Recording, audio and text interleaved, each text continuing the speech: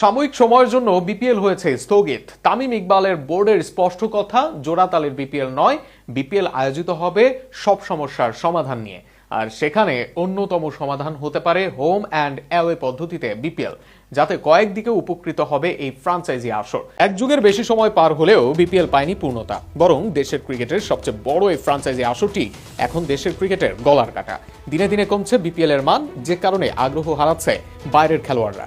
এর বাইরে একাধিক কারণে লাভ নয়, বরং দিন শেষে লসের মুখই দেখে বাংলাদেশ প্রিমিয়ার লিগ বিপিএল। তবে সেই লস পরিবর্তনের আছে সুযোগ, যার মধ্যে অন্যতম সমাধান হতে পারে হোম অ্যান্ড অ্যাওয়ে পদ্ধতি।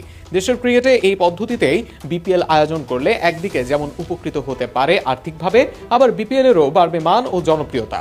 এই একটা উদ্যোগই বিপিএল কে নিয়ে যাবে অন্য পর্যায়ে। বিপিএল এর অন্যতম বড় অভিযোগ থাকে ফ্রাঞ্চাইজিদের লভ্যাংশ শেয়ার নিয়ে। বিপিএল থেকে আয় হলেও সেই আয়টা শেয়ার করতে চায় না বাংলাদেশ ক্রিকেট বোর্ড। অপরদিকে দীর্ঘমেয়াদে ফ্রাঞ্চাইজি না থাকায় সেভাবে আয়ের মুখও দেখে না বিপিএল এর ফ্রাঞ্চাইজিরা। সেখানে হোম অ্যান্ড অ্যাওয়ে পদ্ধতিতে নিজস্ব আয়ের মুখ পাবে দলগুলোর মালিকেরা। বিশেষ করে এক্ষেত্রে টিকিট বিক্রির টাকার বড় অংশ নিজেদের কাছে রাখতে পারবে তারা। এছাড়া লোকাল বিভিন্ন ইনভেস্টমেন্টেও উঠে আসতে পারে টাকা। হোম অ্যান্ড অ্যাওয়ে পদ্ধতিতে উজ্জীবিত হবে দর্শকরা।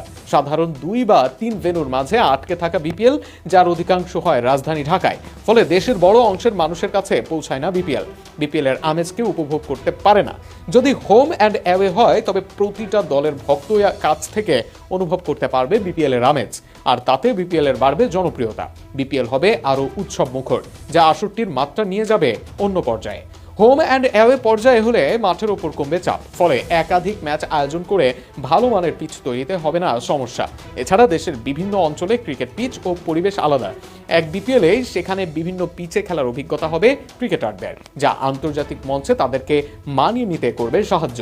সব মিলিয়ে এক হোম অ্যান্ড অ্যাওয়ে পদ্ধতি বিপিএল এর জন্য হতে পারে আশীর্বাদ স্বরূপ। এবার দেখা যাক দেশের ক্রিকেট উন্নয়নে এই পদ্ধতি নিজেদের সবচেয়ে বড় ফ্রাঞ্চাইজি লিগে প্রয়োগ করে কিনা ক্রিকেট বোর্ড।